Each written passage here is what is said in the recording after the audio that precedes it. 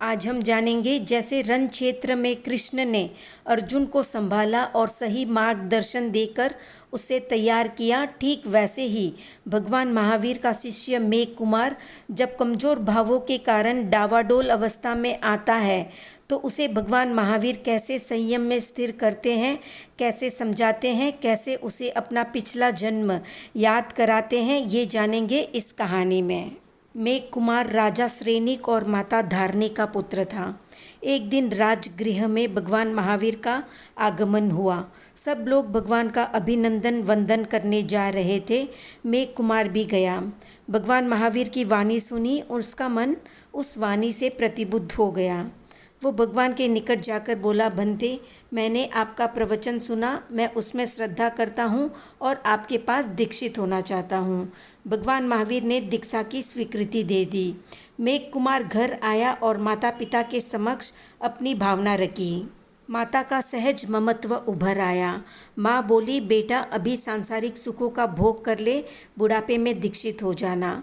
तब मेघ कुमार ने कहा कि माँ, मौत का क्या भरोसा, कौन पहले चला जाए। इस प्रकार माता पिता को समझाकर वो दीक्षा के लिए भगवान महावीर के चरणों में उपस्थित हो गया। मेघ भगवान के पास मुनि बन गया। भगवान महावीर ने कहा, मेघ कुमार, अब तुम्हें सारा कार्य संयम पूर्वक करना है। संयम से चलना, संयम से बैठना, संयम से सोना, संयम से खड़ा होना और संयम से भोजन करना, ये सभी कार्य यत्नपूर्वक करने हैं। मुनि जीवन का प्रथम सुखद दिन बीता। रात्रि का आगमन हुआ। सभी अपने अपने स्थान पर चले गए।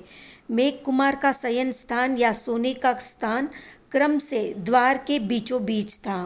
रात को साधुओं का गमनागमन होता रहा, जिससे उसे एक क्षण भी नींद नहीं आई। मन में नाना प्रकार की कल्पनाएं उभरने लगी, उतार चढ़ाव आने लगे। मेघ कुमार ने मन में सोचा, तब तो ये साधु मेरे साथ प्रेम पूर्वक कितनी ज्ञान चर्चा करते थे जब मैं गृहस्थ में था, किंतु आज कोई भी मुझसे बात नहीं कर रहा है और न मुझे सम्मान दे रहा है। कितने स्वार्थी है ये सब लोग। मुझे इनके साथ नहीं रहना है। मैं सुबह होते ही भगवान के पास जाकर अपनी बात स्पष्ट कर दूंगा और घर चला जाऊंगा। प्रातः होते ही मेघ कुमार भगवान महावीर के सम्मुख उपस्थित हो गया। भगवान उसकी मनस्थिति को जान गए थे, क्योंकि वे सर्वज्ञ और सर्वदर्शी थे। भगवान महावीर ने मेघ कुमार को संबोधित कर कहा, मेघ कुमार, इतनी छोटी बात में ये कायरता, क्या तुझे अपना पिछला जन्म याद नहीं है? याद करो मेघ, पिछले जन्म में तुम हाथी थे। जंगल में भयंकर आग लग जाने के कारण तुम सारे जानवर एक मैदान में इकट्ठे हो गए आग से बचने के लिए। तुमने अपने पैर को ऊपर उठाया खुजलाने के लिए। जैसे ही तुमने अपना पैर ऊपर किया, वहाँ एक छोटा सा खरगोश नीचे आकर बैठ गया। तुमने खुजलाने के बाद पैर को नीचे रखना चाहा तो देखा कि वहाँ एक छोटा सा खरगोश बैठा है। तुमने सोचा कि अगर पैर नीचे रखूँगा तो ये खरगोश मर जाएगा। उस खरगोश को बचाने के लिए तुमने अपने पैर को अधर में ही रखा।